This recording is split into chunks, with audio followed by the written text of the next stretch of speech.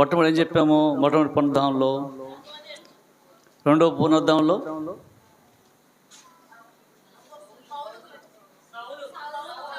మూడవ పునరుద్ధానంలో, నాలుగవ పునరుద్ధానంలో. కాబట్టి ఆలోచన చేయండి. అపోస్తలుల కార్యములు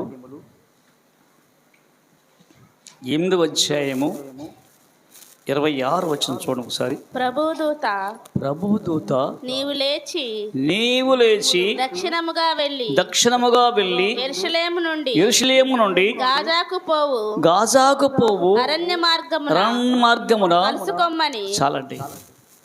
ఇక్కడ దేవుని ఆత్మట పిలుపుతో వచ్చిందట. ఆత్మ, ఓ పిలుపు, ఇప్పుడు దాకా నుండి సమరయుల గ్రామంకి వెళ్ళారు. సమరయుల గ్రామాలు, ఆ గ్రామంలో ఏం చేసావు? ఆ గ్రామంలో శోధపడిన తర్వాత కుష్ఠరోగులు పుస్తకాల వారు అందరిని బాగు చేసిన తర్వాత ఆ యొక్క పట్టణస్థులందరూ నమ్మారట. ఎవరిని? పిలుపుని కాదు. ఎవరండి? యేసుక్రీస్తుని నమ్మి రక్షింపబడ్డారు. ఆ సందర్భంలో అక్కడి నుంచి బయలుదేరి వస్తున్న సమయంలో దేవుడి యొక్క కృప పిలిపింది కాబట్టి, అరణ్య మార్గం వెళ్ళు అండి. అరణ్య మార్గంలో గాజాకు వెళ్ళే మార్గం అంటే, గాజా అంటే అది ఏ దేశము? ఫిలిష్తీయుల దేశం. అందుకనే గాజాకు వెళ్ళాడు సాంసన్. వేసాడు అక్కడ వెళ్ళి వేషను కనుగొనట. వేషను దేవుని కలిగిన వాడు, దేవుని యొక్క బలం పొందినవాడు, దేవుని చేత నాజూరు చేయబడినవాడు. అలాంటి సాంసన్ ఏమైందండి? పాపలకి అంటే ఇక్కడ చూడడానికి దృశ్యం చూస్తున్నాడు. అలాంటి ప్రదేశము గాజా. అది అరణ్య మార్గం. వెళ్ళు. ఎందుకంటే అక్కడ ఒక వ్యక్తి నా యొక్క సంధికి వచ్చాడు. ఎవరండి? నపుంసకుడు. ఆ నపుంసకుడు ఆరాధన కానీ వస్తున్నాడు. కానీ ఆరాధన ఏదో మామూలు కూర్చొని వెళ్ళిపోతున్నాడు. దేవుని యొక్క ఆత్మ పిలుపుతో బయలుదేరి సువార్త ప్రకటించయ్యా అన్నప్పుడు ఇక్కడ బయలుదేరుతున్నట. ఇతనేమో రథం ఎక్కాడు. అసలు అండి ఆ నపుంసకుడు ఏ ఊరు?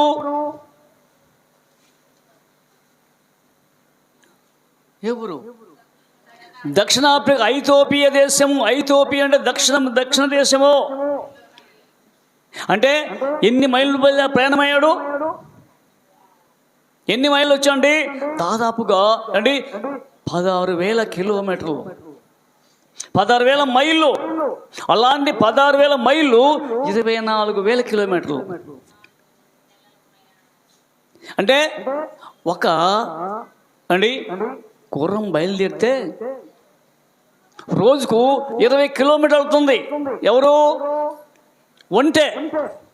మరి 20 కిలోమీటర్ అంటే 20/2400 ఎంత? ఎన్ని రోజులు? 120 రోజులు. అంటే ఎన్ని నెలలు? 120/3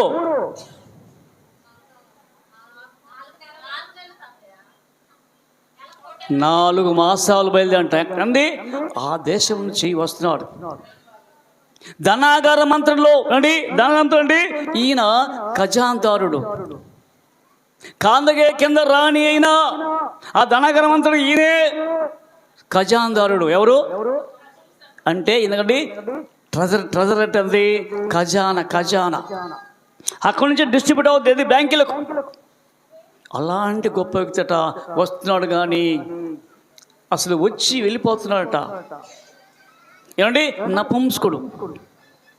కాబట్టి ఒకసారి చూస్తున్నావా, దేవుని కొరకు అంత ఆసక్తి ఎవరికండి? అంటే లేఖనం చెప్పింది అక్కడ నువ్వు వెళ్ళయ్యా అని లేఖనం ఏమని చెప్పారా అండి? చూడొక్కసారి 1 రాజు గ్రంథము 1వ రాజులు 8:41 1వ రాజులు మరియు ఆ. ఇశ్రాయేలీయులకు నీ జనుల సంబంధులు కాని పరదేశులు నీ నామమును బట్టి దూరదేశం నుండి వచ్చి ఎవరట? ఇశ్రాయేలు సంబంధులు కాని వారు అంటే ఎవరు? అన్యజనులు అంటే నపుంసకులు. కాబట్టి నీ మందడానికి వచ్చి నీ ఘనమైన నామమును గూర్చి నీ బాహుబలమును గూర్చి నీవు చాపిన బాహువులు ప్రసిద్ధిని గూర్చి ఇందురు ఎవరంట? అక్క ఐగుప్తు దేశం ఇచ్చిన వ్యక్తి నపుంసకులట. ఆయనక ఘనమైన నామం, బాహుబలమైన నామము. అంటే చేయి చాపుతాడు. ఎవరు చెప్తున్నాడు అంటే అందరి కొరకు చాపుతాం చెయ్యి. నీ కోసం నాకోండి ఇక్కడ అందరి కోసం మరియు దేవుని ఎరగని వారు అన్యజనుల కొరకు చాపుతున్నట. ఎందుకు వచ్చారు అక్కడ? వారు వచ్చి నీ మందిరము తట్టు తిరిగి ప్రార్థన చేసిన ఆకాశమందు నీ నివాస స్థలమందు నీవు విని పరదేశులు నిన్ను వేడుకొను. అంటే పరదేశులు అంటే ఎవరు? పరదేశులు అండి వాళ్ళే నపుంసకులు. ఏమండి? పరదేశులు అంటే నపుంసకులట. ఎవరు? పరదేశుడు. కాబట్టి నీ నామం సరయ్యా. అంతేకాదు చూడు ఒకసారి 2 వృత్తాంత గ్రంథములు 6వ అధ్యాయము 32 వచనం 6:32. మరియు నీ జనులైన ఇశ్రాయేలీయుల సంబంధులు కంటే ఎవరండి? వీళ్ళు ఎవరండి? అయ్యో మా సంబంధం కాదండి. వీళ్ళు దేవుని ఎవరండి? ఇశ్రాయేలు సంబంధం అంటే ఆ యొక్క 12 గోత్రంలో వారు కాదు. అంటే ఆ యొక్క ఐగుప్తు దేశం నుంచి అంటే కానొచ్చిన వారు కాదు. అంటే ఇక్కడ నీ యొక్క ప్రజలైన ఇశ్రాయేలు యొక్క సంబంధులు కానీ అన్యులు నీ ఘనమైన నామమును గూర్చి ఎందుకంటే ఘనమైన నామం అంటుంది. ఆయన నామంట ఘనమైనది, గొప్పది, గ్రేట్. మనమైతే వింటున్నామే కానీ ఘనమైన నామం మనం ఉచ్చరించలేకపోతున్నాం, మాట్లాడకపోతున్నాం. కాబట్టి నీ ఘనమైన గూర్చి నీ బాహుబలమును గూర్చి చాచిన చేతులను గూర్చి విన్నవారై దూరదేశం నుండి వచ్చి అనగా ఇక్కడ 2400 కిలోమీటర్లు వచ్చారట. అంటే 4 మాసాల ప్రయాణం. ఎంత ఆసక్తి ఉంది ఆయనకు. మనమైతే 10-100 అడుగులు ఆలయానికి మనని రాలేకపోతుంది. కారణం ఏంటి? అదండి అబ్బో 4 మాసాలంటే మరి భోజనం ఏంటి?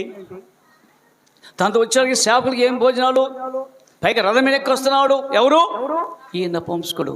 కాబట్టి దూరదేశం నుండి వచ్చి ఈ మందిరము తట్టు తిరిగి విన్నపము చేసినప్పుడు నీ నివాస ప్రార్థన చేసినప్పుడు నీ నివాస స్థలమగు ఆకాశము నుండి నీవు వారి ప్రార్థనలు అంగీకరించి అంటే మనం చేసే ప్రార్థన అంగీకరిస్తాడా అండి? అంగీకరించాలంటే అందుకనే పూర్ణ హృదయంతో, పూర్ణాత్మతో, పూర్ణ వివేకంతో ఆయన సేవించాలట. కాబట్టి అందుకని ఇక్కడ వస్తున్నాడట. ఎప్పుడైతే వస్తున్న సందర్భంలో ఏంటి ఈ నపుంసకులట అంటే లేఖనం చెప్తుంది. యెషయా చూడండి, యెషయా గ్రంథం 56:4 చూడండి. ఆ క్షణుల గురించి ఏం చెప్తాడు? నేను నియమించిన విశ్రాంతి దినములను ఆచరించుచు నాకు ఇష్టమైన వాటిని కోరుకొనుచు నా నిబంధనను ఆధారం చేసుకొని షండులను గూర్చి యెహోవా ఇలాగు సెలవిచ్చుచున్నాడు. ఎవరండి? అయ్యా షండు అంటే ఎవరు? నపుంసకులు. షండులు అన్నది. అందుకనే ఆ ఎస్తేరు గ్రంథంలో అశ్వరోషు దగ్గర ఎంతమంది? నపుంసకులు 7 ఉన్నారు. ఆ నపంసకుని పంపించారు వస్తు దగ్గరికి. అయ్యా వెళ్ళు, వస్తుని పిలువు. ఎందుకంటే ఇక్కడ రాజులంతా వచ్చారు అండి, భోజనం ఏర్పాటు చేశాము కాబట్టి మీరండి ఆడికి వెళ్ళి ఆమె తీసుకున్నాను. ఎందుకంటే ఆమె సౌందర్యవతి. ఆ అందం చూడటానికి కోరుకున్నారు ఎవరు? రాజులు. అయితే వస్తే ఉంది, నేను వస్తాను రాను. 7 నపుంసకులను చేయండి, 7 నపుంసకులను పంపించాట. ఎవరు? అశ్వరోషు రాజు. 127 సంవత్సరాల అధిపతి అయిన ఆ యొక్క అశ్వరోషు మాట ఏం లేదు కాబట్టి అందుకనే ఆమె వదిలేశాడు. ఆ సంగతి వేరు. కనుకండి నపుంసకులు అంటే దేవుని ఎరగనివాడు. అటు స్త్రీ కాదు, పురుషుడు కాదు. మనం ఏమైనా ఇప్పుడు ఆలోచించండి, నువ్వు విశ్వాసివా అవిశ్వాసివా ఎట్లున్నావు? అంటే ఇక్కడ నపుంసకులు అంటే అటు స్త్రీ కాదు, పురుషుడు కాదు. అంటే మధ్యలో ఎవరు? మనము అంటూ ఆలోచించండి. అవునండి, మనము విశ్వాసులమా అవిశ్వాసులమా? దీన్ని బట్టి ఒక్కసారి ఈ వాక్యం నీతో నాతో మాట్లాడి లోనకు పోయి కూర్చుకుంటుంది. ఎప్పుడైతే అలాంటి నపుంసకుడట ఏమండి ఏం చేస్తాను చూడండి ఒకసారి. యెషయా గ్రంథం ఇలా సెలవుస్తున్నాడు, నా ఇంటను నా ప్రాకారమును ఒక భాగము ఎవరికంట? నా ఇంట నా ప్రకారం. ఎవరా ఇల్లు? ఆ ఇల్లేంది? ఒకసారి గుడారములో నీకు స్థలం ఇస్తున్నాను. ఏంట గుడారము? గుడారం అంటే మందిరం అంటే ఆయన సన్నిధి. జీవముల దేవుని ఎవరంటే వాళ్ళు జీవముల దేవుని సంఘము. అంటే అలా జీవముల దేవుని సంఘములో ఉండటానికి ఎవరికి ఇచ్చారు అర్హత? జీవముల దేవుని సంఘములో ఉండటానికి ఎవరికి ఇచ్చారు అర్హత? దేవుడు ఇచ్చాడు. అందుకనే అయ్యా నా ఇంటను నా ప్రాకారం ఒక భాగం వారికి ఇచ్చేదను, కొడుకులు కూతుర్లు అని అనిపించడం అంటే ఈ రోజులో అయ్యా మా కూతురు మా కుమారులు అనిపించుకుంటే శ్రేష్టమనే పేరు. ఏం పేరుండి? యేసుక్రీస్తు నామము కలిగిన వ్యక్తులట వారికి పెట్టుచున్నాను. కొట్టివేయబడని నిత్యమైన, కానీ కొట్టివేయబడంటే గ్రంథం రాసేడు పేరు మళ్ళీ కొట్టేస్తున్నట్టు. ఎవరు? ప్రభా నీ జీవగ్రంథంలో నా పేరు తుడిసేయి, ఎందుకంటే వీళ్ళ పేరు రాయి. అంటే గొర్రె పిల్ల యొక్క రక్తములు కడిగిన వారు మాత్రమే సజీవులు ఉంటారా? లేఖనం వారు వాళ్ళు ఇష్టమైతే తీస్తే లేదు, ఇష్టమే.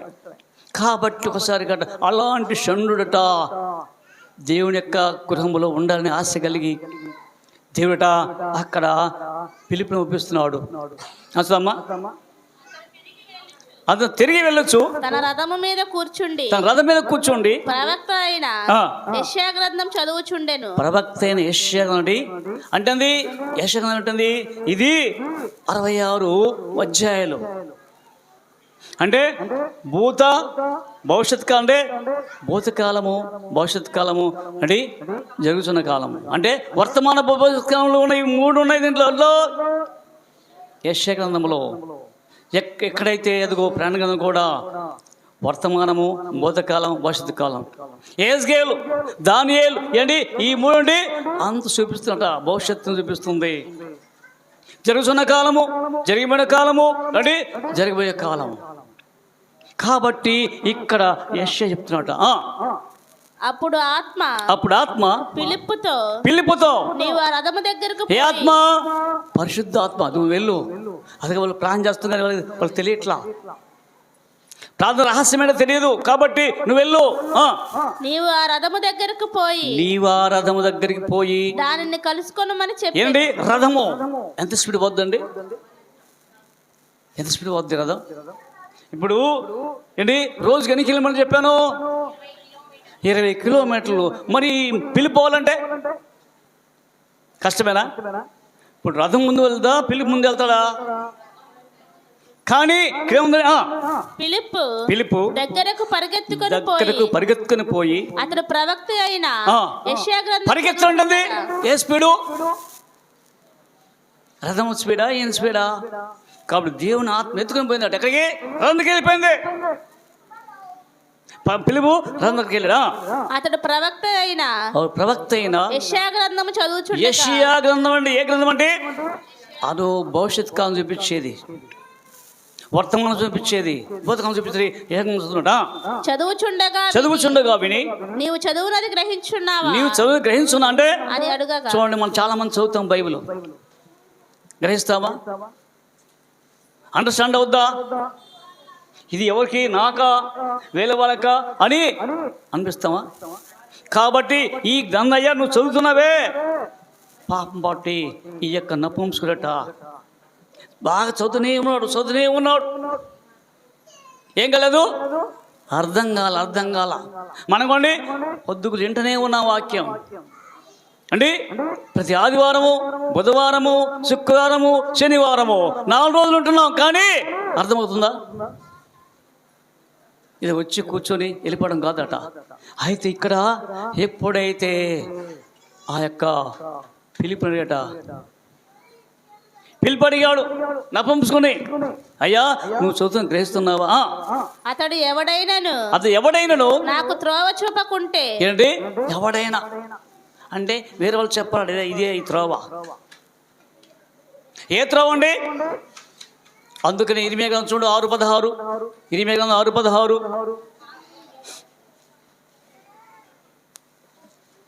6:16. యెహోవా ఇలాగ సెలవుస్తున్నాడు, మార్గములలో నిలిచి మార్గం చాలానే మార్గాలు. ఏ మార్గం చూస్తావో? ఇదిగో పాపం చేసే మార్గం ఉంది, జీవానికి వెళ్ళే మార్గం ఉంది, దుష్ట మార్గం ఉంది. ఏ మార్గం కావాలి నువ్వు ఆలోచించేయి. అందుకని ఇరిమియా అంటున్నాడు, ఓ ఇశ్రాయేలీయులారా ఒక్కసారి యోచించండి.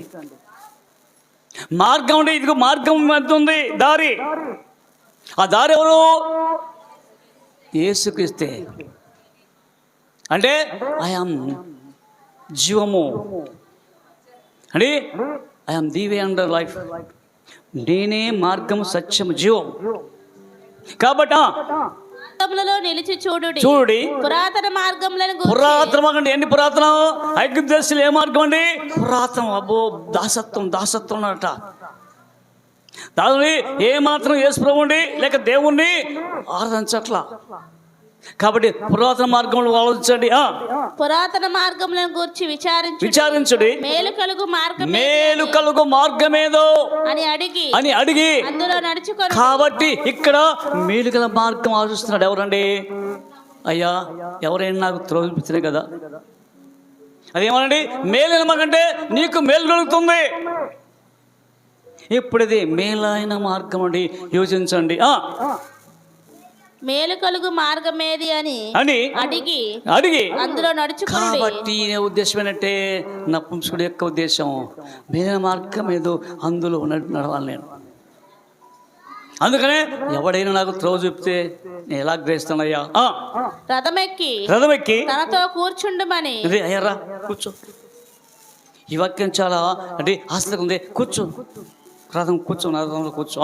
పిలుపును ప్రార్థించాడట. అతడు లేఖనమందు చదువుతున్న భాగమే అనగా ఆయన గొర్రె వలె వదకు తేబడెను. ఎవరండి అంటే? గొర్రె అండి తీసుకెళ్ళి వదకంటుంది. పశుశాల, వధశాల. దానండి మనం అంటే కసాయి. కాబట్టి వధుశాల తీసుకెళ్తారు. ఎవరిని తీసుకెళ్ళినట్టుగా బొచ్చు కత్తిరించు అని అన్నట. గొర్రె పిల్ల ఏలాగు మౌనంగా ఉంటుంది. ఇప్పుడు గొర్రె పిల్ల అనుకోండి, దాని అండి ఆ బొచ్చు కత్తిరించుకోండి, మాట్లాడొద్దా? దాన్ని వధించారనుకోండి, మాట్లాడొద్దా? ఏం లేదు. అంటే యేసు ప్రభు అలాంటి వాడయ్యా. నీ పాపం కొరకు, నా పాపం కొరకు, ప్రపంచం అందరి పాపం కొట్టి ఆయన వధ అంటే అదిగో సిలువలో తన రక్తాన్ని కార్చాడు. ఎప్పుడైతే ఆ మాట విన్నాడో అలాగే ఆయన నోరు తెరవకుండాను ఆయన దీనత్వమును బట్టి ఆయనకు న్యాయ విమర్శ దొరుకుతుంది. ఒబిడియంట్, మీక్నెస్ కాదు. అంటే తగ్గింపు చేయుట. ఏమన్నా చేయండి, నేను నోరు తెరవను. ఎవడు ఆ నీతిని బట్టి దీనత్వం బట్టి ఆయనకు న్యాయ విమర్శ అంటే దొరకకపోయేను. జడ్జిమెంట్ జరిగిమెంట్ తీర్పు. ఆయన సంతానమును ఎవరు వివరింతురు? ఆయన సంతానం ఎవరు తెలియజేస్తుంది? ఆయన సంతానం ఎవరు వివరిస్తుంటారు? ఆయన జీవము భూమి మీద నుండి ఏంటి జీవం ఉంటుంది? లైఫ్. ఆయన జీవం అంటే భూమి మీద తీసిపడుతున్నాడు కాబట్టి అయ్యా నా కోసం ఆయన మరణించాడు సెలవులో. అయ్యా ఇదిగో జీవాన్ని తీసేశాడు. ఎప్పుడైతే ఈ మాట విన్నాడో ఆ యొక్క పిలుపుతా ఉన్నాడు. అప్పుడు నపుంసకుడు ప్రవక్త ఎవరిని గూర్చి ఇలాగ చెప్పుచున్నాడు? తన్ను గూర్చియా వేరొకని గూర్చియా? దయచేసి అంటే అయ్యా ఎవరి గురించి అండి? నన్ను గురించే వేరే గురించా? ఇప్పుడు మనం వచ్చినందుకు మన గురించి చెప్తున్నాడు వాక్యం. నా గురించి చెప్తున్నాడు, నీ గురించి చెప్తున్నాడు. అయ్యా నన్ను గుర్చియా వేరే గుర్చియా? దయచేసి నాకు తెలుపుమని అయ్యా నాకు తెలియజేయండి. పిలుపుని అడిగాను. అందుకు పిలుపు నోరు తెరచి ఆ లేఖనమును అనుసరించి అతనికి యేసును గూర్చిన సువార్త. ఏంటండి లేఖనాలు? అయ్యి యేసుకు ఇలాగా శ్రమపడి అండి ఆ యొక్క పైకి ఎత్తపడతారు కదా చనిపోయి. అందుకనే ఒకటో పేతురు 2:21 చూడండి ఒకసారి. 1 Pétero 2:21. క్రీస్తు కూడా మీ కొరకు బాధపడి మీకు అయ్యా ఓ నపుంసకుడా అండి యేసుని నీ కొరకు శ్రమపడి మీ కొరకు నా కొరకు శ్రమపడ్డాడు. మీరు తన అడుగుజాడల యందు నడుచుకున్నట్లు మీకు మాదిరి అయ్యా. మన మాదిరి చూపుతావా? ఆయన శ్రమ పడుతున్న కంటే నిన్ను రక్షించాలని, నీ పాపాలను తీసివేయడానికి, నువ్వు పరిశుద్ధంగా ఉండటానికి, నువ్వు నీతిమంతంగా ఉండటానికి, నీవు ఆయనలో స్థిరంగా ఉండటానికంట ఆయన చెప్పాడయ్యా. కాబట్టి నడుస్తావు ఆయన అడుగులలో లేఖనం చూపించట. అంతేకాదు చూడొకసారి లూకా సువార్త 24:47. లూకా 24:47 44 నుంచి. అంతటా ఆయన మోషే ధర్మశాస్త్రములోను ప్రవక్తల గ్రంథములలోను కీర్తనలోను నన్ను గూర్చి వ్రాయబడినవన్నీ. ఎవరు చెప్తున్నారు ఇక్కడ? చెప్పేది ఎవరండి? యేసుక్రీస్తు అండి. వాళ్ళు నమ్మలా. ఎవరు? ఆ యొక్క లోపలికి వెళ్ళారా? గదిలోకి వెళ్ళినప్పుడు అందరు నమ్మారు, కానీ ఒక తోమ మాత్రం నమ్మలా. అయ్యా తోమా చూడు, నీ యొక్క చేయి చాపి నీ యొక్క వేలుతో నా యొక్క గాయాలు ఒకసారి తాకు చెప్పుతూ అంటున్నాడు. లేకనండి మీకు తెలియదు ఈ సంగతి. అందుకని అదే అధ్యాయం చూడండి ఒకసారి. 24:20 లూకా 24:26. క్రీస్తు ఇలాగు శ్రమపడి తన మహిమలో ప్రవేశించినట్లు అగత్యము కాదని వారితో చెప్పి మోషేయు సమస్త ప్రవక్తలను మొదలుకొని లేఖనన్నిటినీ తన్ను గూర్చిన వచనముల చూడండి. అదే లేఖనాలు ఇక్కడ ఫిలిప్పు చెప్తారు. ఎవరితో? అదే లేఖనం అంటే యేసుక్రీస్తు లేఖనాలట శిష్యులు చెప్పాడు దేవుడు. అయితే ఈ శిష్యుడు ఎవరు? పిలుపు ఏం చెప్పాడు? ఈ పిలుపు యేసు మార్గం నడుస్తూ అయ్యా ఇదిగో చూడండి ఒకసారి. యేసుక్రీస్తు చెప్పిన లేఖనాలు మోషే గ్రంథంలోను కీర్తన గ్రంథంలోను అంటే రాయబడింది అయ్యా అన్నప్పుడట. ధర్మశాస్త్రములోను ప్రవక్తల గ్రంథములలోను కీర్తనలలోను నన్ను గూర్చి వ్రాయబడినవన్నీ నెరవేరవలనని నేను మీ యొద్ద ఉన్నప్పుడు మీతో చెప్పిన మాటలను నెరవేరినవని. అయ్యా నేను చెప్పానయ్యా మీతో చెప్పిన నెరవేరినని వారితో చెప్పాను.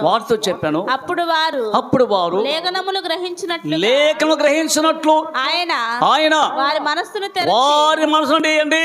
ఇప్పుడు లేఖనం చూసినట్ట చెప్పాడు పిలుపు. ఎప్పుడైతే వారు లేఖనం చెప్పిన తర్వాత వారి మనసుని అండి ఇప్పుడు నపుంసకుని మనసును తెరిచాడు. ఎవరు? దేవుడు. పిలుపు కాదు. పిలుపు వాక్కు విని ఈ యొక్క అండి నపుంసకుడట అయ్యో నా మనసు తెరిచాడా 30 వచనం. వారు త్రోవలో వెళ్ళుచుండగా నీళ్లున్న ఒక చోటికి వచ్చినప్పుడు నపుంసకుడు ఇదిగో నీళ్లు నాకు ఎందుకని బాప్టిజం ఏంటి నీళ్లు వెళ్తున్నట్టు అక్కడ నీళ్ళు కనపడేట. ఏంటి ఆ నీళ్ళు? వాక్యము. నీళ్ళు ఏంటండి? అదే రక్తము. చూడొకసారి 1 యోహాను పత్రిక 5:6 మనకు తెలియాలి కదా. యోహాను పత్రిక నీళ్ళ ద్వారాను రక్తము ద్వారాను వచ్చినవాడు ఈయనే. అంటే నీళ్ళ ద్వారా రక్తం వచ్చినవాడు ఈయనే అనగా యేసుక్రీస్తే. ఈయన నీళ్ళతో మాత్రమే కాక నీళ్ళతోను రక్తముతోను వచ్చెను. ఆత్మ సత్యము గనుక సాక్ష్యమిచ్చువారు ఆత్మయే. సాక్ష్యమిచ్చువారు ముగ్గురు అనగా చూడు, ఆత్మయు నీళ్లును రక్తమును ఈ ముగ్గురు నీళ్ళండి. ఇప్పటికండి ఏం కనపడి నపంసకునికి అయ్యో నీళ్ళు అయ్యా నేను పశ్చాత్తపడుతున్నా, ఏడుస్తున్నా కాబట్టి నన్ను ఇదిగో అంటే ఆంతర్యములో నుండి మార్పు వచ్చిందంట. వాళ్ళు నాకు ఇదిగో బాప్టిజం తీసుకున్నా, నాకు ఈ బాప్టిజం ఎందుకని తన హృదయం మెల్ట్ అయిపోయి అయ్యా నేను పాపిని, నా కోసం ఆయన వచ్చాడా అని నీళ్ళకి వచ్చాట. ఇదిగో నాకు బాప్టిజం అంటాడా. నాకు బాప్టిజం ఇచ్చుటకు ఆటంకమేమని అడిగి రథము నిలుపుమని ఆజ్ఞాపించాను. అయ్యా ఆ రథం ఆపు, నీళ్ళు ఉన్నాయి. పిలుపు పక్కన ఉండు కదా. ఫిలిప్పు నపుంసకుడు ఇద్దరును నీళ్ళలోనికి దిగిరి. అంటే ఎక్కడికి వచ్చిన నీళ్ళకి దిగారట. అంతట ఫిలిప్పు అతనికి బాప్టిజం ఇచ్చాను. 37 వారు త్రోవలో వెళ్ళుచుండగా 37 ఫిలిప్పు నీవు పూర్ణ ఉదయముతో అంటే ఏమవుతుంది ఏంటంటే నమ్మటం కాదు, పూర్ణ హృదయముతో నువ్వు అంగీకరిస్తావా అంటే if thou believest with all thine heart అంటే నీ అంతరంగం మొత్తం ఉండి ఫుల్ఫిల్ కావాలా. అప్పుడు ఆ యొక్క దౌ మయేస్ట్ ఆ మేస్ట్ అండి అంటే నీవు అప్పుడు నమ్ముతున్నావా అన్నప్పుట అక్కడ ఉంటాడు. And he was I am believe అంటే యేసుక్రీస్తు సన్ ఆఫ్ గాడ్ అంటే యేసుక్రీస్తు నామం అయ్యా యేసుక్రీస్తు ప్రభువుని నమ్ముతున్నాడా. కాబట్టి పూర్ణ హృదయం అంగీకరిస్తావా ఆలోచించేయండి. ఇది వచ్చి కూర్చుంది కాబట్టి ఈ నపుంసకుడు యొక్క దాన్ని చూస్తుంటే ఏమన్నాడు? నేను నమ్ముతాను. చదవమా 37 మళ్ళీ నీవు పూర్ణ హృదయముతో విశ్వసించిన యెడల పొందవచ్చునని చెప్పి ఏం పొందవచ్చురా? బాప్టిజం అంటే విమోచన. ఇక్కడ హృదయంలో విశ్వావు అప్పుడు బాప్టిజం అట. చాలండి విశ్వసించకుండా నాకు బాప్టిజం కుదరదు. కాబట్టి అయ్యా పూర్ణ విశ్వాసం ఉందా? ఈ దినాల నుండి మనకి ఏ విశ్వాసం ఉంది? అల్ప విశ్వాసం ఉందా? విశ్వాసం ఉందా అండి? పూర్ణ విశ్వాసం ఉందా? కాబట్టి మనకి పూర్ణ విశ్వాసం అంటే శ్రమైన బాధ అయిన హింస అండి దేవుడు కృపించాడు. కాబట్టి ఒకసారి ప్రభువా ఈ నపుంసకుల యొక్క హృదయం మార్చింది దేవా, నా హృదయం మార్చి. ఎందుకంటే మీ రాజ్యం అతి సమీపంలో ఉంది, మీరు అక్కడ దగ్గర ఉంది. కాబట్టి నేను నీ కృప పొందుకోవాలంటే నా జీవితాన్ని సమర్పిస్తున్నా. అదే నమ్మకం. ఏమన్నా నమ్మకండి? పూర్ణ విశ్వాసము అంటే ఇక దైన్ heart with all thine heart అంటే నీ హృదయం అంతా అంటే అనువను ఇక్కడికి సంయోచించి ప్రభా ఈ యొక్క 4వ పునరుద్ధానంలో ప్రభా నన్ను నీ యొక్క ఆత్మతో నింపుచు, నీ వాక్యం నాలో స్రవించి నాలో ఉన్న దుర్మార్గంతని ఎప్పుడైతే పిలుపు ఆ నపుంసకుడితో మాట్లాడో నపుంసకుడి యొక్క హృదయం మారింది. అంటే ఏ బాప్టిజం తర్వాత అయితే పిలుపు ఆత్మని పొంది మరెన్నడూ కలుసుకోవాలి ఎవరిని? నపుంసకుణ్ణి. కావంటే నపుంసకుడు వెళ్ళిపోయాడు అంతే. ఆ దేశంలో ఏముందో మనకు తెలియదండి. ఇక్కడ ఆ యొక్క ఐథియోపియా దేశం అంతా సాక్షిగా ఉన్నాడు. ఒకవేళ ఆ కాంద కింద రాణి అని మారిందో మనకు తెలియదు, రాయబల్ల చరిత్రలో. ఇది చరిత్ర అందాం అంటే అద్భుతకాలం అంటే చరిత్ర అంటే జరిగిన సంగతే, జరిగిన సంగతులు కాదు, జరిగినవే. కాబట్టి మన జీవితంలో ప్రభువును కలిగి అనే వాక్యానుసారం జీవితం కోరుచు దిగుద్ది మన దేనిగా ప్రార్థన చేసుకుందాం. కృప కనీకరమ పరలోక తండ్రి, మీ కొందాలు నీ కృప చేత ప్రేమ చేతంలో కాచి దాచి ఇంతవరకు సజీవులకు వచ్చి ఈ యొక్క తండ్రి 4వ పునరుద్ధానంలో ఇదిగో మనం ప్రవేశపెట్టి ప్రభా నీ వాక్యము నాతో మాట్లాడి పిలుపు తన జీవితాన్ని మార్చుకున్నట్లుగా మన ప్రభా నీ లేఖనం ప్రభా ఆనాడు శిష్యులకు చెప్పేవారు ప్రభా, ఈనాడు ఆ శిష్యుల ద్వారా నీ వాక్యము మాతో మాట్లాడిన దేవానికి కుడి వచ్చిన కుటుంబాల్లో దీవించండి, మంచి ఆనందించండి, ముందున నడిపిన సాందయ చేయమని యేసుక్రీస్తు నామమున ప్రార్థిస్తున్నాం తండ్రి. ఆమేన్. క్రీస్తు